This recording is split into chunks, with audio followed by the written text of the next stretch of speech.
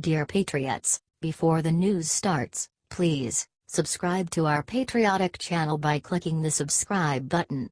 Give us a thumbs up to this video. Don't forget to leave your opinion below in the comments section. Share the news on Facebook and Twitter so your friends see it. Thank you.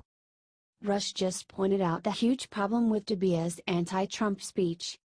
Love him or hate him, one thing that can be said for certain about former Republican President George W. Bush is that he is a member of the American political establishment. After all, his own father was also president and his brother Jeb served as governor of Florida. Despite the fact that President Donald Trump is also a Republican, Bush clearly decided that it was in the best interest of wing of the party to publicly slam Trump. After all, Trump and his allies such as Steve Bannon have posed a strong threat to the Republican establishment. Radio host Rush Limbaugh listened to Bush's nasty speech where he took barely hidden swipes at Trump, and he noticed one big thing that was missing from his 16-minute address. Said Rush, George did not say much of anything for the 8 years of the regime of Barack Hussein O. He didn't write a letter. He often said, "Hey, I had my 8 years. I'm not gonna comment on my successor. It's not the way we former presidents do things." Instead, said Limbaugh, he's calling out Trump voters. What is this, the George W. Bush version of Hillary's deplorables? He also called out Bush for trying to tout the dynamism that the influx of immigrants has brought to the United States. Said Rush, I have a stat. I saw this the other day, it shocked me, but then when I stopped and thought about it, it had to be true. He continued, the U.S. immigrant population has hit a record 43.7 million in 2016. 1 out of 5.5, 1 out of 5.5, Americans is an immigrant, legal and illegal combined. 1 out of 5. That's not dynamism. That is an invasion that has been ignored and you might even say covered up. Do you agree with Limbaugh about Bush's speech?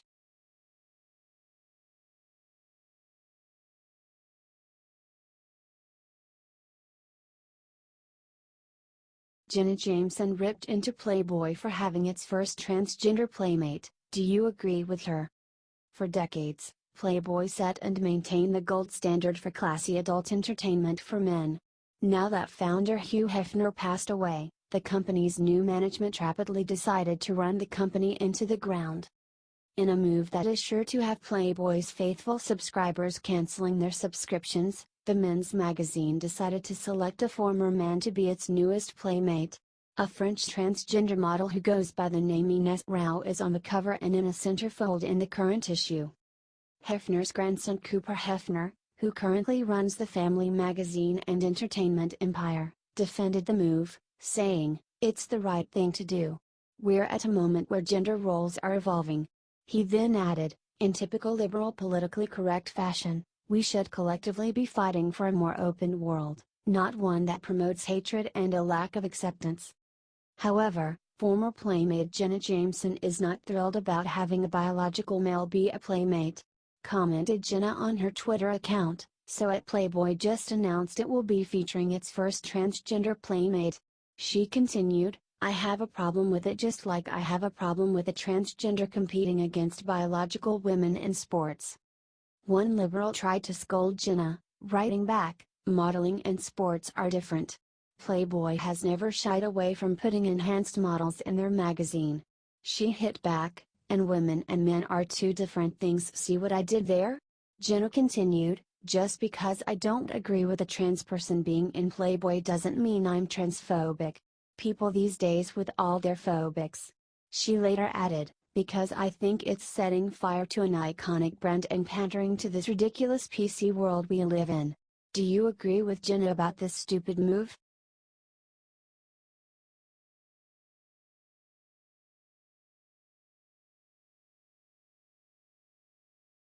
Black Gold star mom just slammed CNN on live TV for attacking Trump. Wow.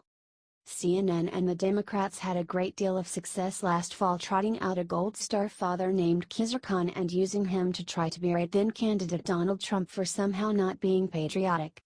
Liberals have been trying to find any angle possible to attack Trump now that he's president, And they decided to trot out another pair of Gold Star parents to try to replicate their smear from 2016. Thankfully, this time it backfired on them on live TV.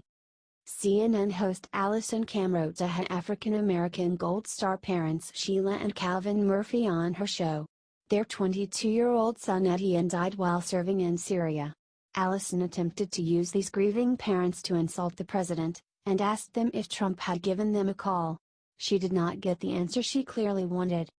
Replied Sheila, "No, I haven't, but it's okay. It doesn't matter if I hear from the White House or not, because it's not really about a call or letter." She added, "The worst thing I have ever been called is a Gold Star mom." Camroti tried again, baiting them by asking, "I know that you wrote a letter to the White House, I think. What did you want the president to know about your son?"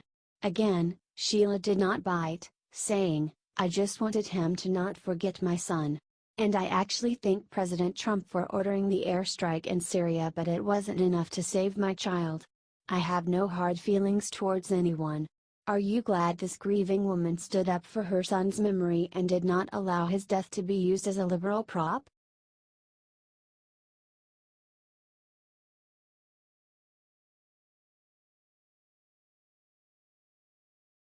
Rush says one person is taking over the Republican Party and it isn't Trump.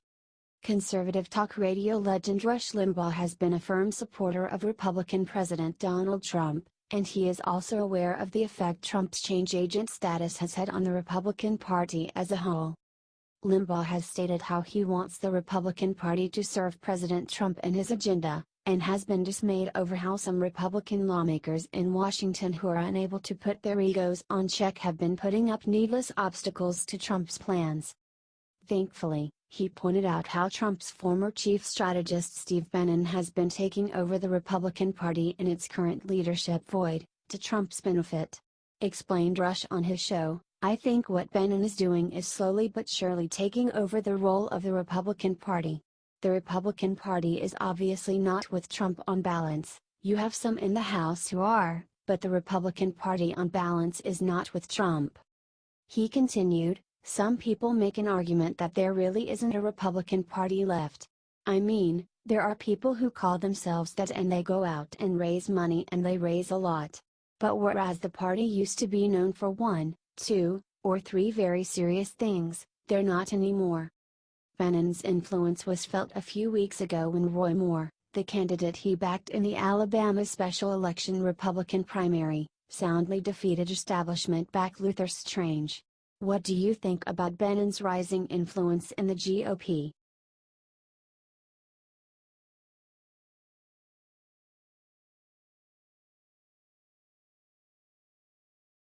Famous college says conservatives do not have the right to free speech, "It's disgusting."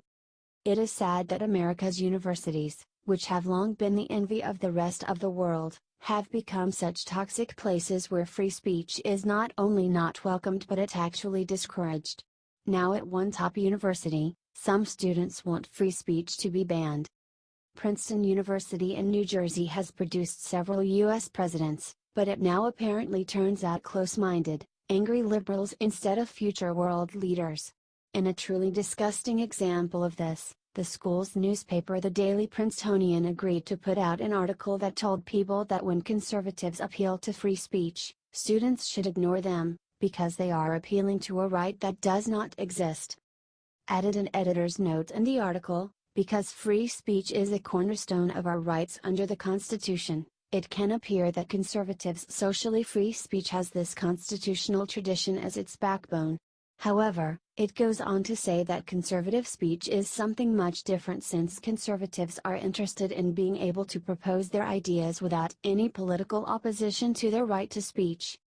It adds that if conservative arguments were strong, they would be convincing, and if they were convincing, they would not meet political opposition.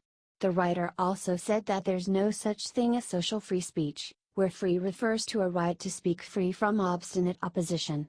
And if conservatives disagree, they are welcome to it. I, and others, are happy to respond accordingly. Thankfully, one conservative student named Nicholas Cilio hit back, writing, After seeing an article that quickly called to completely dismiss many of my viewpoints, many of my friends' viewpoints, many people whom I haven't met yet, an article that conflated us with some of the most criminal men in human history, and one that was all over the place with its claims, logic, and accusations, really, it was something that I wanted to publish a response to. He said he wanted to try to show, especially to the incoming class of 2021, that this isn't what the university is about. Do you think it's disgusting that the Daily Princetonian put out such an article?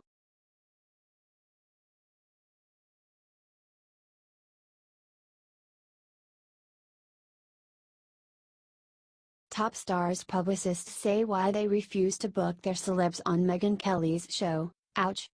In a turn of events that has surprised nobody except the NBC executives who foolishly hired her, Megyn Kelly's career so far as the freshest face at NBC News has been nothing short of a disaster. Megyn's run at the liberal network reached an all-time low in September when she completely botched an interview with Academy Award-winning actress Jane Fonda, during which she made Jane deeply uncomfortable by pointing out to television viewers the plastic surgery Fonda has had done. In the wake of that and other failed interviews, publicists for A-list celebrities are now refusing to subject their clients to Megyn. Stated a report in Variety magazine, "I'm not booking anyone on her show," says a high-powered publicist, with a roster of big names, who asked for anonymity due to her overall relationship with Today. "I literally haven't pitched anyone even from right out the gate. The buzz that is out there is so bad." It added, another well-known publicist, who represents one of the celebrities who has appeared on Kelly's show, wasn't pleased with the interview. "I won't plan to have others go on," the publicist said. "None specifically have been offered or asked to, but it'll be my preference not to." Page 6 recently reported that Megyn's hour of a Today show is down in viewership by 32% from last year. Stated the report, "Too many people are tuning out NBC. Hoda and Kathy Lee had been a bright spot in the mornings. People are alarmed," the source said of the slide. Another source told us that Today talent is concerned. "The format for Megyn's show doesn't make sense. Her show distracts from the Today franchise," the second source said. "Are you glad Megyn has been flopping so hard at NBC?